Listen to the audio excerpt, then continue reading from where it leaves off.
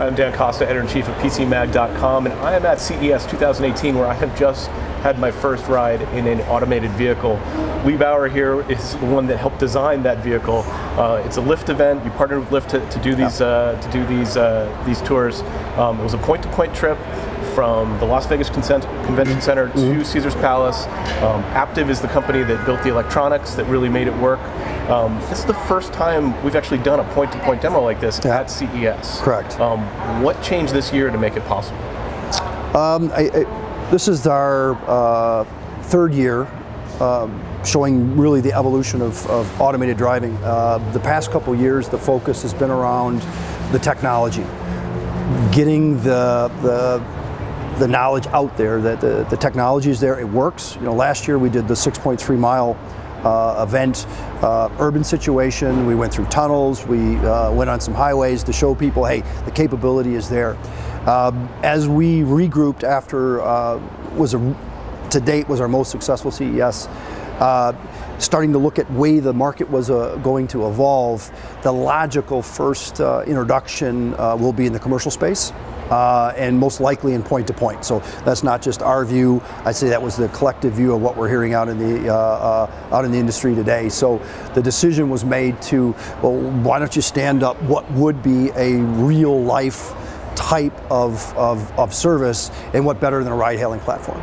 To put it in the consumer's hand, you grab the app, you get in the vehicle, it brings you from a start point then to ultimately a destination. And we set up over 20 destinations inside of Las Vegas where people will ultimately be able to select when it officially goes live. You saw a preview today, but it officially goes live on the 9th. So. Yeah, it's an important point, because I mean, this is the press day. There's a lot of journalists that are getting access to the car.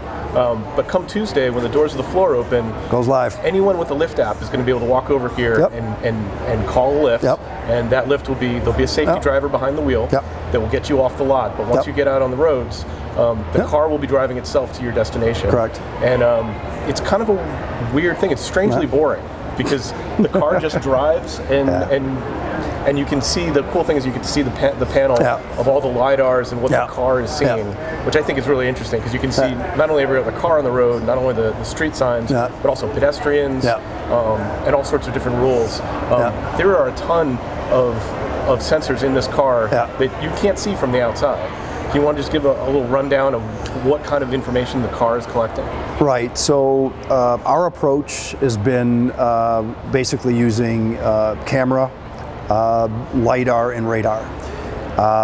The idea is to create a very high fidelity 360 view of the environment that you're in. So an automated vehicle has to know where it is relative to everything around it. So what you saw was it tracking certain objects with very high fidelity. That's part of the equation. It also has to know where it is absolutely. So you can imagine a car knows where it is, where everything around it, but it's not driving in its lane. So it's maintaining distance, but it's not driving in its lane. So you can't have that. So there are a lot of those drivers on the road. Fortunately there are. So what the vehicle does, one of the most important part is localization. And I think what you saw today was, I think to date, the strongest localization that we've shown. The focus this year was on localization and then on ride quality. Your comment about boring. Acceptance for automated cars, at first it's going to be around safe. Absolutely essential, but it's not going to be enough. Hard to imagine. The mindset of people and how the car behaves, how the car drives, is really where we put a lot of focus. Get the localization down from in the environment, absolutely, and then really drive what we think is the best experience out there to put the consumer at ease. So you've been doing demos in Las Vegas for a number of years, out on the streets. You probably have maps of Las Vegas that are as good or better than any other city in the world. How much does it take to map a city in order to roll out one of these types of services? And is there anything the city itself? I think it depends. So I think it depends on what your point to point is. So obviously point to point is a form of geofence. Creating the routes is a couple of weeks of work. It's not doing the country. Obviously, that's a different thing. Right. But it's a couple of weeks. And in terms of, so you've spent, how much time have you spent being driven by self-driving cars? It's really hard to actually sitting there in the car driving itself, because obviously I'm in the system side. So a lot of times I'm looking at the computer, I'm watching what it's seeing, and I'm not sure if it's driving itself or not. I'm making sure the targets are right, making sure that the networks are operating correctly, making sure the performance of our compute, we have 3 computers in the vehicle, are in the acceptable ranges, and then understanding basically how the environment changes relative to the total compute. So actual driving itself, I would say it's probably around 50 hours.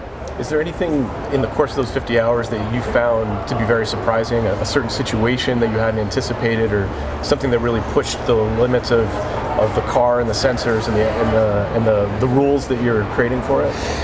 Yeah, when most of us don't really watch the behavior of traffic, in particular the environment. So in the environment you have the vehicles, and you could say a vehicle does certain things in its context, how it drives, how it changes lanes, etc. You have people, you have dogs, you have bikes, you have all this stuff, and how they interact. You have trucks, you have delivery, you have all these things. I've become more aware of those than I ever was before. So as I go down the road now, I look at all of those elements as agents. Yeah. And what is that agent going to do? What's that stake truck going to do that's unloading bicycles? What's the pedestrian going to do? What's that dog going to do? So I've become far more aware of the environment. And for the vehicle itself, that's what it does. So as the car is going down, you saw, I would say, a fairly good view, but that's not a quarter of the information that we actually have of what's going on in the entire scene, and then how we look at the object, classify the object, and then to determine what we think the object's going to do. And Vegas can be a challenging environment. Mm-hmm. I mean, in 2 days, there are going to be cab lines everywhere around us. There's going to be incredible traffic congestion. Yeah. And then there's people on every corner that are just walking out into the street. Mm-hmm. And there are crowds of people. And we saw people walking in the middle of the highway today on our ride, and the car flagged them, acknowledged them, slowed down a little bit, but didn't stop because they weren't crossing all the way across, and we just went about our way. That's a lot of adaptation to do on the fly.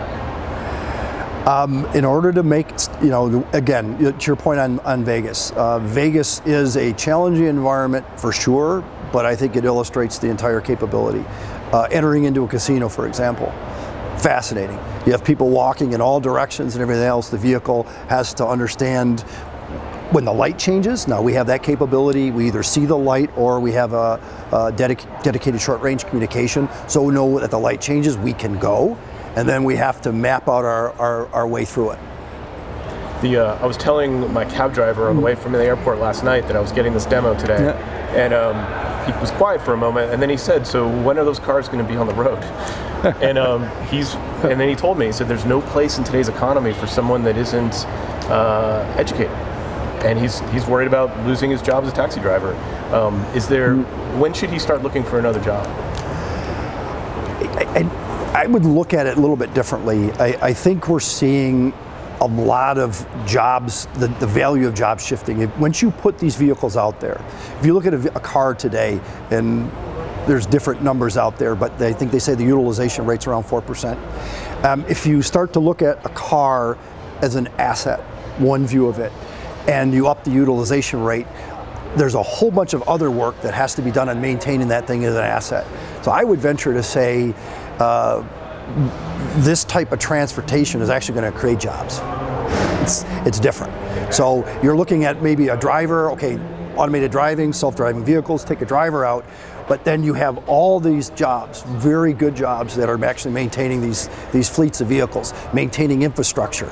So I think you're going to see a shift, and you're going to see an increase. And the reason why this thing is happening is the social benefit is clear. I travel around the world a lot, and the common thing around the world is traffic. And it's a universal constant. It's absolutely, besides the other language that everyone speaks is C++. So we all speak the same language in computers, and traffic is a constant. And the challenge for the cities is, how do we tackle that issue? How do we make the cities better? I mean, that's their job, giving a better life and a better experience to their constituents. And one of the ways to do this is eliminate congestion. And then the social benefits of eliminating congestion. You eliminate consumption, you eliminate emissions. There's all a bunch of other benefits, and I would venture to say you actually increase jobs. So it's a good move. The interesting point, and I've only heard it made just in the last couple of months, is that when you look at the utilization rate, you're talking about putting more miles on cars faster. So your car's not going to be sitting in your driveway for 23 hours a day. It could be out driving other people, but that means you're going to go through cars faster. Yes. And we're actually going to need more cars because they're going to burn out faster. And that's a very different shift, and I don't think everybody really appreciates that. Yeah, I think the utilization of an asset, in our business too, we also manufacture, and you talk about operational efficiency, and I think for a vehicle, operation efficiency could be increased. And then at the same time, the social benefit, I think it outweighs all of that. And when you look at the way cities are defined today, and we are no means involved in city planning, but imagine a city that was not defined around a vehicle. Yeah, I think there's an argument to be made that car companies have shaped cities, undoubtedly. So the question is how is that going to manifest itself in the automated vehicle? I think it's a fascinating thesis that somebody's going to write, how you would do that. I think the cities are acting on their own right now, the ones that have massive congestions. You know what London's doing, you know what Amsterdam is doing. These trends are going to continue, and eventually these paths are going to cross, and you're going to see these more intelligent solutions where in these inner cities there is no parking anymore. We return land to the people. Cities become more hospitable. I think we're absolutely going to see it in the next decade where that trend starts to happen, and then the value creation behind that is going to be amazing. What barriers do you see? Obviously you're bullish on AVs, that's what your company is doing, but what barriers do you see that could slow this down?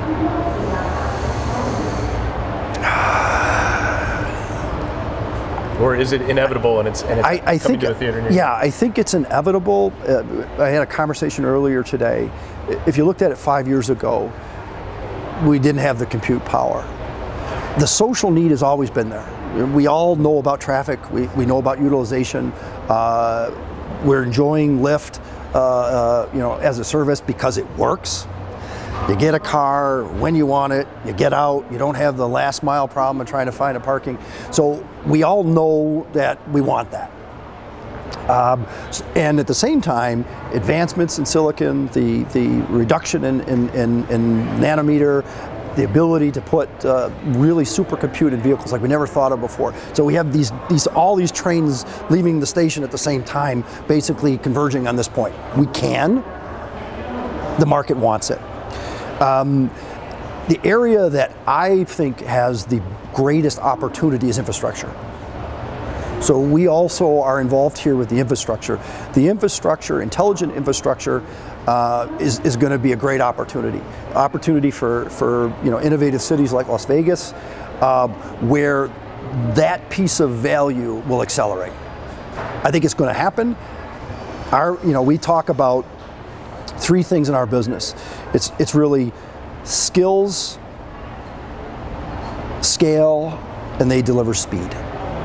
So the 3 S's.